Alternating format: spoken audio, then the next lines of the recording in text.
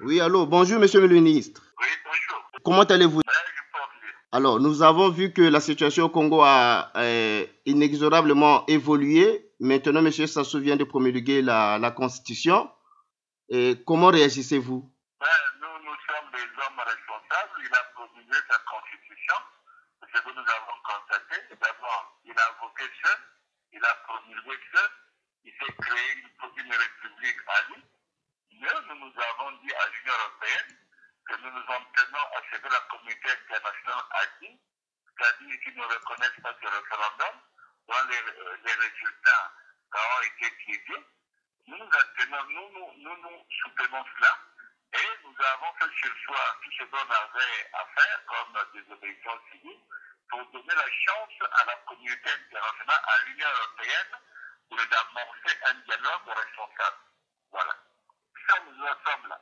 Concrètement, au niveau où vous êtes dans l'attente d'une possible médiation ou il n'y a plus de réunions en ce sens-là? Non, il y a une médiation, il y a le représentant de l'ONU et sa délégation qui est arrivée hier. Il y a eu une première rencontre. Il y a l'Union européenne qui s'est réunie, qui a 2 rencontres avec le gouvernement avant de rencontrer l'opposition. Donc la machine est en marche et nous allons définir un ordre du jour que nous allons déposer à l'Union européenne, le représentant des Nations Unies qui est venu, qui nous devient participer. Et puis nous verrons qu'est-ce que la partie gouvernementale propose. Mais nous en tenons à comment on appelle, nos exigences. La gouvernance électorale doit être faite au Congo. Vous avez vu ce qui s'est passé dans son premier référendum. Il a voté seul, ils ont bourré le Dieu. C'est ce qui s'est toujours passé au Congo. Il y a eu de véritables élections. C'était un non-État, un non-droit. Donc, nous déclarons cela. Mais disons que, asseyons-nous, regardons tout cela et avec son fameux référendum, pour nous, ça, c'est mieux de toute unité. On attend qu'on s'asseye. Et nous allons sur la table de négociation sans préalable. Nous demandons aussi au gouvernement de venir dans la table de négociation sans préalable pour étudier, sans abordables, y compris leur fameux référendum. Voilà. Concrètement, en fait, ce que nous voyons, c'est que M. Sassou pose des actions et ces actions sont consommées. Par contre, les actions de l'opposition restent encore au niveau des promesses ou encore des paroles. Vous ne voyez pas qu'il y a une sorte de disproportion entre vos actions et les actions de M. Sassou? Les actions de l'opposition ne restent pas au niveau des paroles. Nous avons fait ce que nous avons fait. Nous avons fait une ville morte qui a été suivie des faits. Environ 80% de la population n'est pas partie voter. Ce ne sont pas des paroles, ce sont des faits. Donc maintenant, en toute guerre, il faut recharger ses batteries, analyser les choses, les forces de faiblesse des différents camps pour repartir à l'assaut de la citadelle. Dans toute chose, dans tout compte, c'est toujours cela. Mais ce qui compte, c'est la finalité. C'est-à-dire que la victoire, la démocratie et l'alternance pacifique, pourquoi ce que nous continuons à expliquer? Parce que nous avons accepté ce que la communauté internationale nous propose, que nous sommes lâches là. Nous donnons à la communauté internationale la possibilité d'appliquer ce qu'ils veulent appliquer. Voilà. Vous savez, s'il y a des sanctions que là, c'est pas nous les compagnies que vous avez tiré les preuves, c'est la communauté internationale, c'est l'ONU, c'est l'Union européenne, c'est les États-Unis d'Amérique. Donc quand ils disent voici ce que nous voulons, voici ce que nous vous proposons, il faut qu'on soit attentif, parce que c'est eux qui sont aussi à la manette. Si demain nous allons nous retourner vers eux, il faut aussi qu'on ce qu'ils veulent eux, et qu'on trouve un terrain d'entente. Nous en sommes là. Monsieur Sassou est seul avec son PCP. Il est coupé de la communauté internationale. Il est seul avec son PCP, avec ces milliards qu'il a grandi pour, corrompre les gens. Mais dans toute chose, il faut savoir s'asseoir et négocier. Voilà. Monsieur Kolela, c'est très difficile d'être un Kolela parce que vous avez reçu un héritage. En tout cas, les gens vous comparent souvent à votre père. Et comment portez-vous cet héritage puisque dans les mêmes circonstances, peut-être votre père aurait agi autrement? Non, ce n'est pas un héritage que nous apporter. J'ai grandi dans ça depuis l'âge de 9 ans jusqu'à ce que mon père parte. J'ai vécu toutes les tribulations de son existence. Donc, je suis revenu dans ça. Et je sais que c'est un combat. C'est pas lourd, c'est ça rentre dans le moule dans lequel j'ai été trompé. Il n'y a pas de problème. Alors, les Congolais doivent-ils se préparer pour voir M. Sassou Nguesso président de la République après 2016, si on vous comprend bien? Non, c'est pas ce que j'ai dit, moi. Je vous le dis. Oui. Moi, je dis que les Congolais doivent être vigilants, doivent défendre leurs droits, comme ils l'ont fait, du 20 au 25 octobre. Ils l'ont fait, là. Oui. Parce qu'ils sont vigilants, en contact avec nos frères de la diaspora, qui continuent à marcher, qui continuent à exister. Et nous aussi, nous, actuellement, qu'est-ce que nous faisons? À quoi est-ce que nous occupons? Nous nous occupons à enterrer les morts. Nous nous occupons à faire relâcher ceux qui ont été indûment emprisonnés. C'est ce que nous faisons. Nous ne sommes pas au repos. Nous travaillons. Nous avons engagé des enfants qui sont venus de l'Europe et d'ici, qui sont sur le terrain, qui font un travail de fond. Nous travaillons. C'est pas que nous sommes assis sans rien faire. Nous travaillons avec les politiques qui sont sur le terrain. Nous faisons ce qu'il faut faire. Voilà. Alors, faut-il s'attendre à un prochain communiqué, un autre communiqué de l'IDC Frocade, ou à l'heure actuelle, le silence va continuer jusqu'à ce que les médiations puissent finir et qu'on sache si le Congo aura un gouvernement d'union nationale ou une transition ou encore... Non. Nous ne sommes pas au fameux gouvernement d'union nationale. Nous sommes retrouvés. L'IDC Frocade a produit des déclarations disant que la désobéissance civile reste une actualité, mais nous nous assurons que ce n'est pas de négociation. C'est quand les négociations auraient échoué que nous mettons en place, nous repartons au front.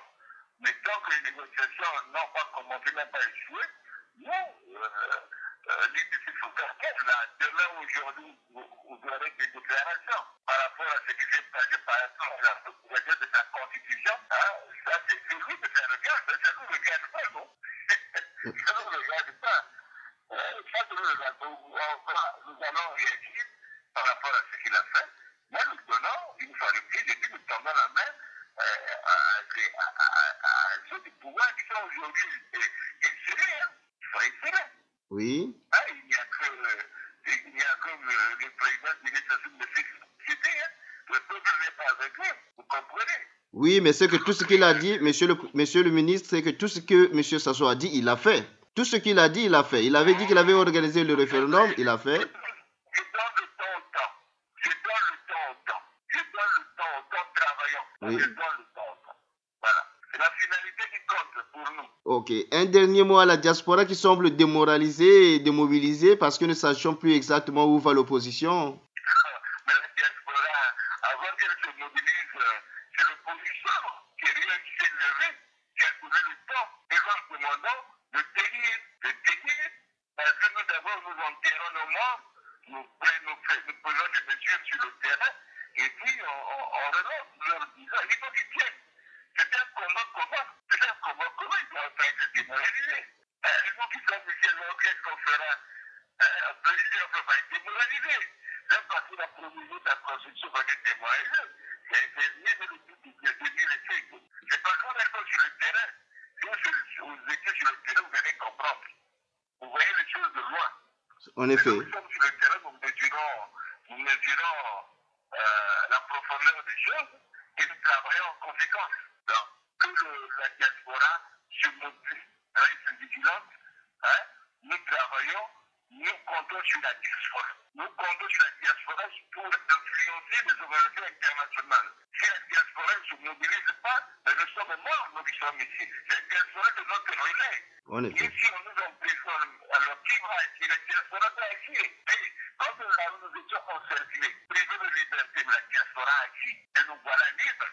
Oui. De nos mouvements. Donc nous comptons sur la diaspora. Il ne faut pas que la diaspora soit démoralisée. Nous comptons sur la diaspora. Nous comptons sur vous, mes frères. Ne nous abandonnez pas. Nous travaillons, nous n'avons pas lâché. Donc, il faut ne pas vous lâcher. Voilà. Monsieur le ministre, dans votre poème, vous avez une mémoire, vous vous avez dit que vous ne souhaiterez pas voir le chemin de votre carrière joncher des cadavres ou des sangs. Je suis en train d'interpréter. Est-ce que vous vouliez dire par là que l'option de force est totalement exclue et que s'il faut encore supporter M. Sassou Nguesso durant 15 ans de plus, vous préférez toujours les marches pacifiques? Vous avez mal expliqué le mémorial. Vous avez mal expliqué. Je n'ai pas dit d'abord pas. Oui. Nous n'avons pas d'armes sur le terrain. Il faut que vous le sachiez. Oui. Les gens, quand ils ont été attaqués, ils ont été à 4 heures du matin dans les quartiers parce qu'ils se dirigeaient à un meeting qui était autorisé. Oui. Le meeting était autorisé et quand ils se réveillent pour venir au meeting, ils ont été cueillis dans leur quartier par des gaz lacrymogènes, par des balles. Donc, ce n'était pas une résistance réfléchie. Comme vous le sachiez. Attention dans le véritable du terrain. Certaines barricades, ce sont les policiers qui les ont érigées pour mettre la confusion dans les quartiers. Il faut que vous le sachiez. Toi, quand la population a résisté, nous avons résisté avec nos militants. À un certain moment, il faut savoir enterrer les morts. Même en toute guerre, il y a un temps pour la Croix-Rouge. Il faut enterrer les morts. Oui. Il faut maintenant s'asseoir. Et regarde, nous avons dit dans votre dernière déclaration la désobéissance civile reste d'actualité. Parce que, entre-temps, pendant qu'on était en captif, il y a eu une négociation entre l'opposition qui était à l'extérieur et l'Union européenne. L'Union européenne a fait des propositions. Et nous avons dit à nos amis qui étaient les transferts de l'Union européenne, oui, pour ces propositions, mais il faut que nos collaborateurs, nos amis qui sont emprisonnés soient dehors pour que on se fait. Nous avons été libérés et maintenant nous allons sur la table de négociation avec l'Union européenne. Donc voilà, il n'a jamais été dans notre tête une option de combat du quoi que ce soit, puis nous avons dit que nous n'avons pas d'armes. En effet. Je suis armé. Donc il n'a jamais été question d'une force armée de quoi que ce soit, qu'il y ait un combat de l'île. Non, ça n'a jamais été dit. Nous avons toujours prouvé la non-violence. Comprenez-nous. Nous avons toujours prouvé la non-violence.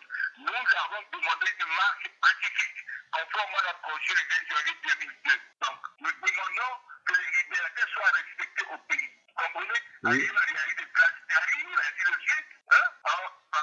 En Roumanie. Oui. Actuellement, nous demandons que les libertés soient respectées pour permettre à notre peuple qui a démontré pendant les votes à 80%, il ne veut plus de ce type-là, de permettre de manifester tranquillement, pacifiquement. Les manifestations doivent être pacifiques autorisées. C'est ce que nous voulons. C'est ce que les États-Unis ont demandé, le respect des libertés, le respect de l'opposition, le respect de manifester librement, conformément à la loi. C'est ce que nous demandons. C'est que la communauté internationale nous a pris dans des revendications. C'est pour nous devons nous asseoir pour pouvoir comprendre. Donc, nous n'avons jamais été pour l'élite armée. Nous n'avons pas d'armes. Le combat effectivement de l'élite fratricide. Ça ne vous déclare pas, non? On nous parle encore de l'ancien. Non, c'est pas bon. Oui. Ça, c'est pas bon. Nous voulons le respect des libertés. Voilà ce que nous voulons. Et la démarche pacifique existe. Nous l'avons trouvé depuis que nous avons le 27 septembre. Nous avons fait un meeting de l'opposition. Il y a des dizaines et des dizaines de milliers. Mais nous sommes rentrés pacifiquement dans nos maisons. Il n'y a pas eu de presse. À point de nous malgré les provocations.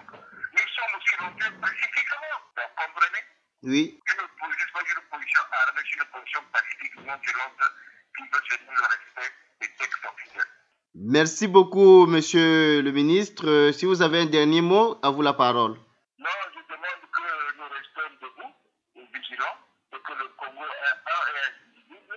Le Congo n'appartient pas à un clan. Le Congo appartient à tout le monde. On ne peut pas accepter qu'un clan puisse diriger, gouverner, faire ce qu'il veut dans ce pays. On doit mettre un terme à cela. On doit mettre un terme à la corruption qui est devenue un sport national. On doit mettre un terme à cela. On doit savoir que tout le monde a un poids dans la balance de la justice. C'est comme ça. Sans cela, ce sera compliqué. On continuera toujours à répondre à dire non et non. Voilà. Merci beaucoup, monsieur le ministre.